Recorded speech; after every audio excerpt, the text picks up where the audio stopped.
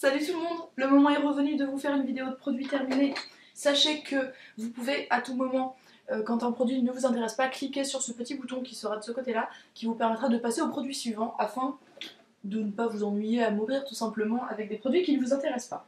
On va piocher directement dans le sac, en commençant par cette huile de douche de chez Mixa, que en fait j'ai acheté parce que je suis une grande fan de l'huile de douche à l'amande de chez L'Occitane, que je trouve super agréable, qui sent super bon et surtout qui me permet de me raser dans la douche plutôt que d'utiliser une mousse à raser. Donc c'est 2 en 1 et je trouve ça vachement sympa, mais comme c'est un produit cher, j'ai voulu tester des alternatives moins chères et donc je me suis tournée vers celle-ci de chez Mixa. Je dois dire que cette huile ne m'a pas spécialement satisfaite.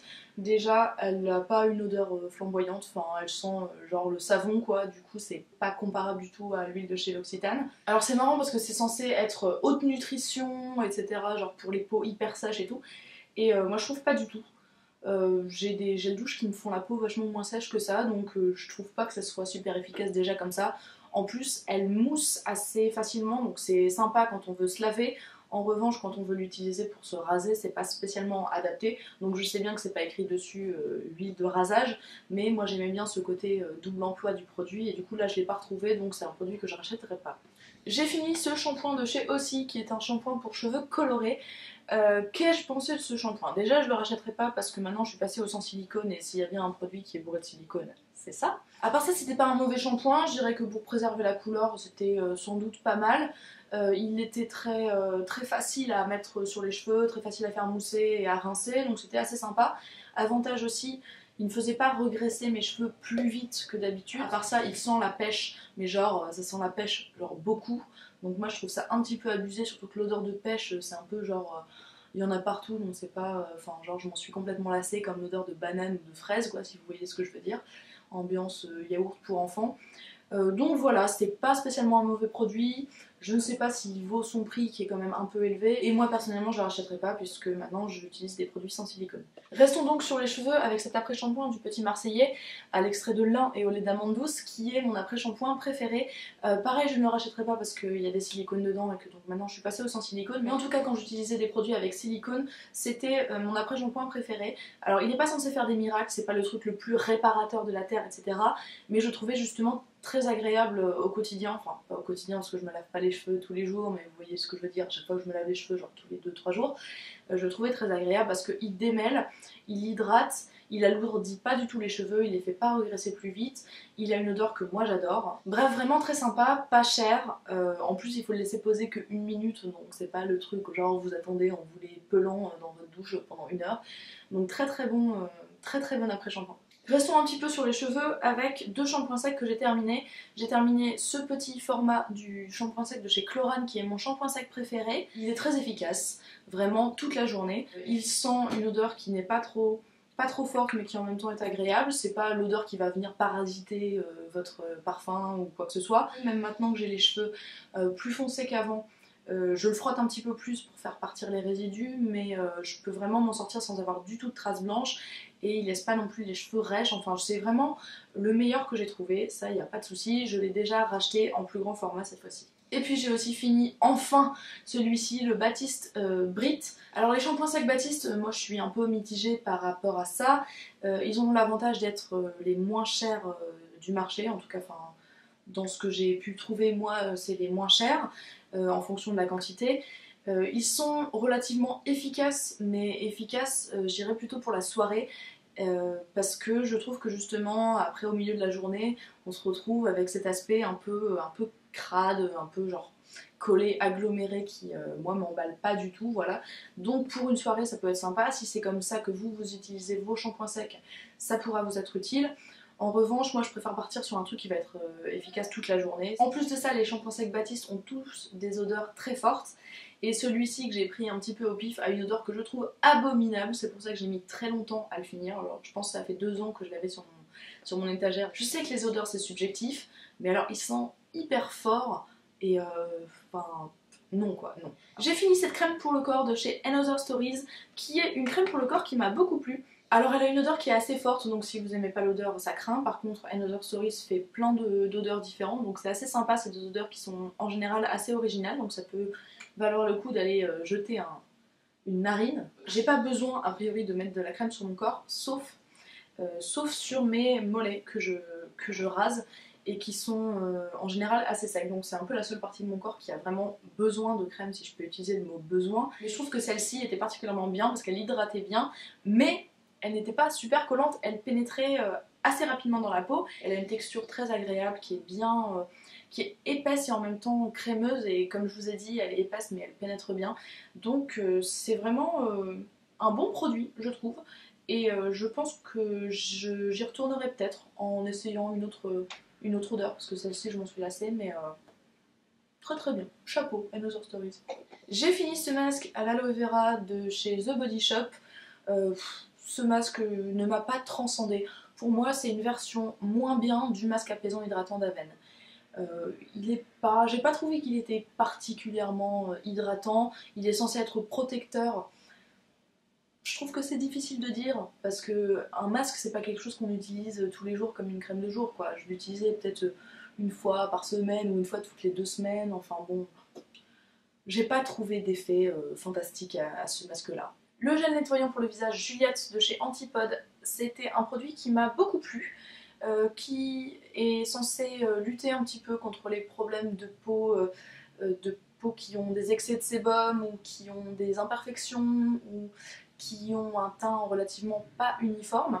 Alors moi j'ai pas d'excès de sébum à proprement parler, cependant j'ai tendance un peu à faire des boutons et à avoir la peau du coup pas très uniforme parce que des fois mes boutons laissent des traces. Et j'ai trouvé que ce gel nettoyant avait été assez efficace. Je l'utilisais avec ma Clarisonic, ça marchait bien. Je retournerai peut-être acheter ce nettoyant là un jour, parce que même s'il est cher, je trouve qu'il est vraiment efficace. Et en plus, il a l'avantage de sentir super bon. Je trouve que c'est vraiment un moment agréable d'utiliser ce gel nettoyant. Donc, pas mal. J'ai fini un pot d'huile de coco. Alors, pourquoi je vous en parle dans mes produits de beauté terminés? Parce que je ne l'ai pas utilisé seulement pour faire la cuisine, même si je l'ai fait un petit peu au début. À la fin, je m'en servais comme démaquillant. Et je suis très satisfaite de cette technique de démaquillage qui je trouve est très sympa. Se démaquiller à l'huile, je trouve que c'est particulièrement efficace et moi j'aime bien utiliser des huiles naturelles. En l'occurrence c'est une huile de coco qui est bio, et je trouve que l'huile de coco est la meilleure que j'ai utilisée parmi les huiles que j'ai utilisées pour me démaquiller. Je trouve ça mieux que l'huile d'amande douce, je trouve ça mieux que l'huile de jojoba. Pourquoi? Parce que c'est particulièrement fluide et particulièrement facile à rincer. Donc quand on a une peau qui a tendance un peu à faire des comédons et avoir les pores qui se bouchent, comme c'est mon cas, c'est particulièrement bien de faire attention à bien se débarrasser des résidus. En plus c'est particulièrement économique parce que ce pot là, même si c'est bio et tout, ça coûte genre 5 € je crois, et il y en a pour une éternité à se démaquiller avec ça. Une éternité. Alors le pot que j'ai racheté, je l'ai racheté il y a 1 mois et j'en ai encore pour peut-être 6 mois quoi. Enfin, ça se pourrait presque que ça me dure 1 an quoi pour 5 €. Qu'ai-je fini d'autre? Mon baume Carmex pour les lèvres, qui est pour moi le baume qui marche le mieux quand j'ai les lèvres vraiment gercées, genre j'en peux plus. C'est un baume qui est à base d'huile minérale et qui donc ne va pas venir nourrir vos lèvres, mais qui par contre va créer une couche protectrice qui va les empêcher de se dessécher. Et moi c'est vraiment ce dont j'ai besoin, j'ai des lèvres qui se dessèchent à la vitesse de la lumière. Je mets ça genre 3 jours de suite et après mes lèvres sont revenues à la normale parce qu'elles se sont régénérées et qu'elles ont arrêté de se dessécher comme des malades. Pour l'instant, je vais pas le racheter parce que j'en ai 8 millions d'autres qui sont ouverts. Il faut à tout prix que je les termine, genre c'est une maladie quoi. Mais par contre, voilà, j'aime beaucoup ce truc. En plus, il a une odeur mentholée qui ne plaira pas à tout le monde, mais qui moi me plaît beaucoup. Encore une fois, il revient dans toutes mes vidéos de produits terminés, le dissolvant vert de chez Monoprix, qui est le dissolvant que j'utilise tout le temps. Pour moi, j'ai pas besoin de dépenser beaucoup d'argent pour un dissolvant. Je trouve que celui-ci marche très bien et j'aime bien acheter les petits formats parce que je peux les trimballer facilement et que ça rentre dans ma boîte où je mets mes vernis. Et ça, c'est important. J'ai terminé, si je puis dire, cette petite brosse Clarisonic. C'était la première brosse que j'ai utilisée, qui était celle pour peau très sensible avec le contour bleu comme ça. Et maintenant que j'ai fini cette brosse là, j'utilise la brosse pour peau sensible, pas très sensible, donc qui est un petit peu plus costaud. J'ai pas vu spécialement de différence en fait dans l'état de ma peau, je veux dire. Par contre, au moment du passage, c'est un petit peu plus rêche. Quand il faudra en racheter une, je rachèterai certainement celle-ci puisque je préfère tant qu'à faire être plus douce avec ma peau. Un bain dissolvant de chez Bourjois, c'est pas le premier que j'ai je pense. J'ai trouvé que c'était un très bon produit. En fait, c'est surtout le principe qui est pratique. Le seul autre que j'ai testé et que je teste en ce moment, c'est celui de chez Kiko, que au début je trouvais vachement mieux, mais en fait il se détériore plus facilement. Donc c'est un peu compliqué de dire, celui de Kiko est moins cher. Donc voilà, très bon produit, très bon concept. Ceci dit, maintenant je pense que je vais essayer d'en tester des moins chers et de voir un peu lesquels je préfère avant de racheter celui-ci. J'ai fini ce top coat de chez Revlon qui est censé accélérer un peu le séchage du vernis. J'ai pas été particulièrement satisfaite par ce truc, déjà parce qu'il y a le pinceau de chez Revlon qui est le pinceau le plus fin de l'histoire de l'humanité. Donc c'est le genre de truc qui a tendance à faire des stries dans votre vernis. Parce que ce genre de top coat, on peut les appliquer quand le vernis n'est pas encore complètement sec, sinon ça ne sert à rien d'avoir un top coat qui accélère le séchage du vernis s'il faut attendre qu'il sèche avant de le mettre, n'est-ce pas? Et donc le fait d'avoir un petit pinceau comme ça tout petit, ça fait très régulièrement des stries dans le vernis, donc c'est assez pénible. En plus, c'est pas le plus efficace que j'ai testé, c'est peut-être même le moins efficace que j'ai testé. Je préfère largement le Mava Dry, le Sèche Vite, le Good To Go d'Essie. Donc voilà, je ne rachèterai pas ce truc-là. Je ne vous le conseille pas. Je vous parlais tout à l'heure de l'huile de coco, j'ai aussi fini un flacon d'huile d'amande douce de chez Lovea. L'huile d'amande douce, au début je l'utilisais pour me démaquiller, et après quand j'ai commencé à me démaquiller à l'huile de coco parce que je préférais, j'ai utilisé cette huile sur mes cheveux avant de mettre de l'huile de ricin. C'est une bonne huile, voilà, je ne sais pas spécialement quoi vous dire par rapport à cette huile, donc je ne vais pas vous en parler pendant 1000 ans. J'ai fini 2 parfums diptyques, le Philosykos qui est mon parfum préféré, qui sent la figue et en même temps un peu boisé, un peu vert, donc en fait ça sent le figuier, ça sent vraiment le figuier, c'est mon parfum préféré, c'est déjà le deuxième que je termine. Je le rachèterai, je pense, je pourrais pas m'en empêcher, même si j'ai une grosse déception par rapport à ce parfum, c'est qu'il ne tient pas bien sur la peau et que donc j'en remets tout le temps. Et puis l'eau de lierre de chez Diptyque aussi, qui est un parfum que j'ai beaucoup aimé à une époque, mais que je ne rachèterai pas, je pense, parce que je m'en suis tout simplement lassée. C'est un parfum vraiment très vert, assez unisexe, je pense. C'est pas sucré, c'est pas fleuri, c'est pas le truc genre typiquement féminin. En même temps, ça n'a pas non plus les notes typiquement masculines, genre très musquées, etc. Donc pour moi, c'est vraiment, ça se situe vraiment entre les deux mondes et c'est ça que j'aime bien. En général, j'aime pas tellement les parfums qui crient bonjour, je suis une petite fille avec une petite robe et puis des petits escarpins roses avec des petits nœuds dessus, etc. Et puis j'aime pas non plus les parfums qui crient moi je suis un vrai homme avec des poils de barbe hyper rêches et puis des grosses couilles et tout. Voilà, j'ai utilisé la phrase grosse couille sur ma chaîne. J'espère que je ne serai pas censurée par YouTube, désolée. Désolée pour les petits enfants qui me regardent. Bref, j'étais en train de vous parler de ce parfum, j'ai beaucoup aimé, je m'en suis lassée. Si vous cherchez un parfum très vert, très végétal, je peux vous inviter à aller le tester parce qu'il est très sympa. Et puis, j'ai bien aimé mélanger les deux aussi, c'est ce que je faisais à la fin. Grand amour. Vernis que j'ai fini sans l'avoir fini, c'est un mauve pâle que j'ai vraiment adoré à une époque et je l'adore toujours, sauf que maintenant je peux plus l'utiliser parce qu'il a complètement séché et aucune quantité de diluant pour vernis à ongles n'y fait quoi que ce soit, donc il est temps de le jeter. Si ça n'avait pas été une édition limitée, je le rachèterais peut-être parce que franchement je le trouvais très sympa, particulièrement en hiver en fait. Il est opaque et clair et du coup ça fait un peu un côté genre les mains dans la neige, enfin je sais pas ce que je suis en train de raconter mais j'ai beaucoup aimé ce vernis. Vernis toujours, j'ai fini le Rock Solid de chez Essie qui est une base fortifiante pour les ongles que j'ai trouvé relativement sympa quand je l'ai utilisé. Ceci dit, maintenant j'en ai trouvé des mieux et moins chers chez Kiko qui sont la Ultra Longue et la Strong Nails qui sont toutes les deux mieux, moins chères et avec un pinceau plus épais donc plus facile à appliquer. J'ai fini ce sérum de chez Antipode qui est en fait un de mes sérums préférés et c'est assez drôle parce que la première vidéo que j'avais faite sur ma chaîne, qui n'est plus d'ailleurs sur ma chaîne parce qu'elle était tellement nulle que je l'ai supprimée, voilà vous ne perdez rien, mais en tout cas dans la première vidéo que j'ai faite, qui était une vidéo de produit terminé, je parlais de ce produit et je disais que selon moi il ne valait pas son prix, etc. Ça reste un produit très cher, je n'ai pas changé d'avis sur ce point. Ceci dit, à l'époque où j'avais trouvé qu'il était trop cher pour ce que c'était, j'étais complètement folle et du coup je prenais une pipette entière que je mettais dans ma main et je me l'étalais sur la face jusqu'à et j'attendais que ça sèche. C'était environ 5 fois trop de produit, Donc forcément c'est parti tellement vite que je me suis dit mais c'est pas possible de payer 50 € pour un truc qui part aussi vite. Donc maintenant que j'utilise des quantités raisonnables de sérum, je dois dire que bon, il ne part pas plus vite qu'un autre sérum. C'est vrai qu'il est cher, mais il est vraiment très sympa. Il hydrate la peau, même si c'est pas censé, il n'est pas écrit ce sérum va vous hydrater la peau, il a quand même une action hydratante. Et puis, comme le nettoyant Juliette de la même marque, il est éclaircissant, enfin éclaircissant pas dans le sens où ça va me faire la peau plus claire que ce qu'elle n'est, mais il améliore les problèmes de pigmentation, les problèmes de cicatrices, un petit peu de boutons, etc.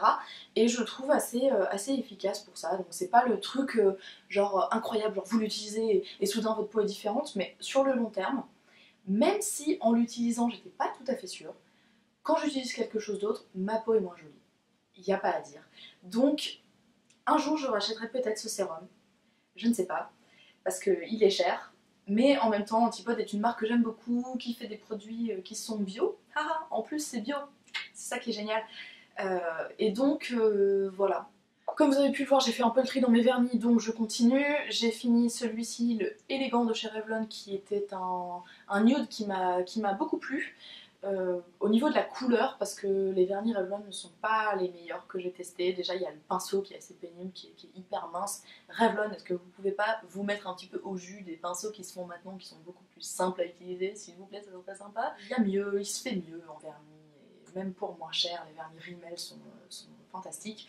Donc voilà, ça a été un grand amour, mais maintenant il a séché, pareil, donc je ne peux plus l'utiliser et je lui dis au revoir. Et alors là, mes amis, celui-ci de chez Bourjois, qui était une sorte de bleu-vert clair, un peu lagon et tout, ce que j'aimais bien à une époque, que tout le monde aimait bien à une époque, qu'on n'en peut plus maintenant de voir cette couleur. Mais bref, ça n'empêche que bon, c'est une jolie couleur, hein. Mais alors là, il a séché, mais d'une façon, genre il est biphasé maintenant, il fait des trucs chelous, il y a des stalactites à l'intérieur et tout, genre trop bizarre. Bref, il n'a pas vraiment fait long feu. Et puis j'étais pas ultra, je suis pas ultra fan de cette formulation de vernis, je les trouve pas spécialement opaques, ils sont très liquides et enfin c'est pas mes vernis préférés. Un produit de maquillage, il y en a un, c'est le correcteur Fit Me de Maybelline, qui n'est pas en fait complètement terminé, mais simplement il a tourné en fait. Ça a été un de mes anti-cernes correcteurs favoris pendant une époque, avant que je découvre l'anti-cerne éclat de chez Nars. Prenons une seconde pour nous recueillir sur la beauté de l'anti-cerne éclat de chez Nars. Donc si je n'avais pas connu l'anti-cerne éclat de chez Nars et qu'il n'avait pas été discontinué en France, je l'aurais peut-être acheté, mais voilà. Et on va finir avec deux masques que j'ai terminés, qui sont le masque apaisant hydratant de chez Aven, qui est un peu un produit culte, et à raison, c'est un masque qui apaise complètement la peau, qui hydrate. C'est connu qu'il hydrate moins qu'il n'apaise, mais il hydrate quand même. C'est super pour les peaux sensibles, pour les peaux un peu déshydratées, un peu genre ah, qu'est-ce qui se passe, ma peau elle est toute pleine de rougeur et tout. C'est un bonheur à appliquer, la peau le boit vraiment quoi. Et c'est assez drôle parce que quand on s'en met sur tout le visage, si on fait attention à le mettre bien en couche homogène, et ben après on peut voir genre en direct live là où la peau l'absorbe, là où la peau en a besoin. Et donc, enfin oui. Ça c'est un format un peu plus grand en fait. Et de temps en temps ils font des promos moins genre 50% en plus gratuits. Donc à ce moment-là en général je sors de derrière un buisson avec un baluchon et je remplis mes stocks. Mais dernièrement j'attendais les promotions. Les promotions n'arrivaient pas. Et comme ma peau est un peu rouge et sensible, ben j'ai fini par craquer, je m'en suis racheté un il y a quelques jours. Petit format donc. Un petit peu cher, mais extrêmement efficace. Et puis ce masque de chez Origins que j'avais acheté à Londres, puisqu'on ne trouve pas la marque Origins en France. C'était un masque très sympa, un masque nettoyant. Alors il est un peu bizarre, enfin c'est pas le masque le plus agréable de la Terre à appliquer, parce que c'est une pâte assez épaisse et un peu mentholée, qui fait vraiment effet dentifrice, donc c'est un peu... Voilà, c'est rafraîchissant, donc en été c'est bien, mais en hiver t'as pas trop envie de te mettre un truc hyper frais comme ça sur le visage, mais bref. Sur ma peau, il a pas seulement un effet nettoyant, il a aussi un effet apaisant, que je trouve assez bienvenu en fait, parce que le problème quand on a des boutons, c'est pas seulement d'avoir des boutons, c'est aussi que après ça laisse des traces, ou alors qui sont douloureux, ou alors qu'on n'a pas pu s'empêcher de les enlever et que du coup la peau est traumatisée, etc. Et donc là ça vient un peu lutter sur les deux fronts, quoi. Ça purifie et en même temps ça apaise et ça permet aux boutons déjà existants ou aux traces restantes de se calmer un peu plus vite, un peu plus facilement. Donc c'est vraiment un très bon masque. Voilà, cette vidéo de produit terminée est maintenant terminée. J'espère qu'elle vous a plu, qu'elle a été informative surtout. N'hésitez pas à partager vos avis dans les commentaires sur les produits que j'ai cités, puisque ça peut toujours servir d'avoir plusieurs avis, plutôt que juste le mien, qui n'est pas forcément parole d'évangile, n'est-ce pas? Sur ce, je vous souhaite une très bonne journée, une très bonne soirée, et je vous dis à très bientôt. Ah, petite annonce rapide à la fin de cette vidéo, vous ne savez peut-être pas que j'ai un blog qui est instantfutile.com, et vous pouvez aller jeter un œil, ça me ferait plaisir. En plus, je vais commencer très bientôt à y mettre du contenu qui ne sera pas sur ma chaîne YouTube. Donc si vous voulez savoir plus de trucs, profiter de plus d'instants futiles, et ben vous pouvez aller là-bas et peut-être vous abonner au blog et tout. Enfin voilà. Sur ce, je vous dis vraiment ciao.